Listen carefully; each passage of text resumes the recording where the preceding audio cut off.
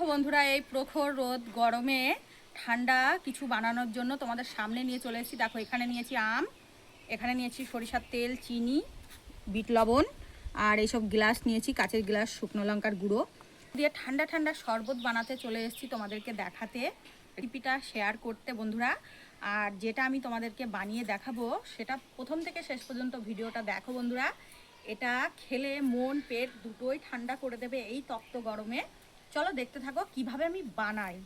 তো বন্ধুরা, কোথায় বসে পড়েছি, একদম ছোটবেলাতে যেভাবে বসে বানিয়ে সকল ছেলেপিলে মিলে খেতাম সেইভাবেই বানাচ্ছি বন্ধুরা। উনুনে না, গ্যাসে না, কোথাও না। এই যে ইট খাড়া করে নিয়েছি, এখানেই পোড়াবো। পুরো এইভাবে তেল মাখিয়ে নেব। এই যে ধরিয়ে নিয়েছি জ্বালানি, একটু সরে বসি নইলে হাওয়া হচ্ছে ভীষণ। দেখো, এইভাবেই আজকে সেই ছোটবেলার কথা মনে পড়ে যাচ্ছে তোমাদেরকে বলতে, যে এইভাবেই আগানে বাগানে বসে খেলা করতাম যখন গ্রামের সব ছেলেপিলে মিলে। এইভাবেই গাছের থেকে আম পেড়ে খেতাম।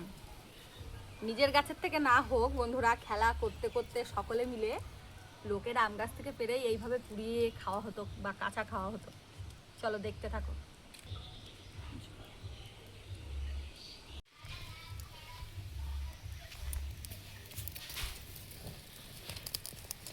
চলে গেলে নামিয়ে নেব।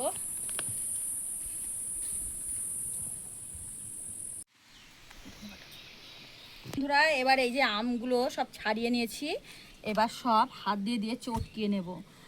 আর সুন্দর করে, ভীষণ গরম তো বন্ধুরা, আস্তে আস্তে করতে হবে।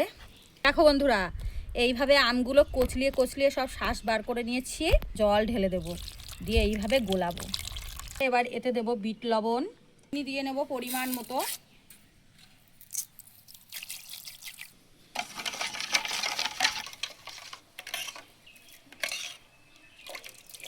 তাহলে আম পোড়ার শরবতটা তোমাদের কেমন লাগলো জানিও বন্ধুরা। আর এইভাবে কোনোদিনও খেয়েছো কিনা জানাবে বন্ধুরা। চলো দেখতে থাকো, গ্লাসে ঢেলে নিই।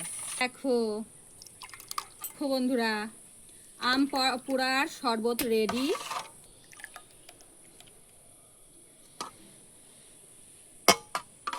দেখো বন্ধুরা, তাহলে খাই, খেয়ে বলি কেমন হয়েছে। ভীষণ ভীষণভাবে ছোটবেলার স্মৃতি মনে পড়ে গেল। তোমাদেরকে একটু দিলাম বন্ধুরা, খেয়ে নিও। আর দেখো কেমন হয়েছে, দেখো পরিবেশন করাটা।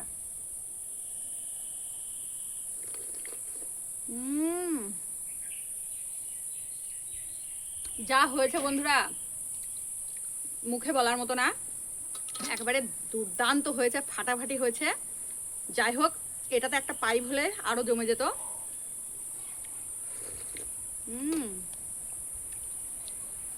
আজকের মতো এতটুকুই। পরবর্তী ভিডিও নিয়ে রিম্পা ডেলি কিচেনে আবার আসবো ফিরে। ততক্ষণ তোমরা ভালো থেকো, সুস্থ থেকো। আজকের মতো বিদায়। আর গরমে সাবধানে থেকো। টাটা।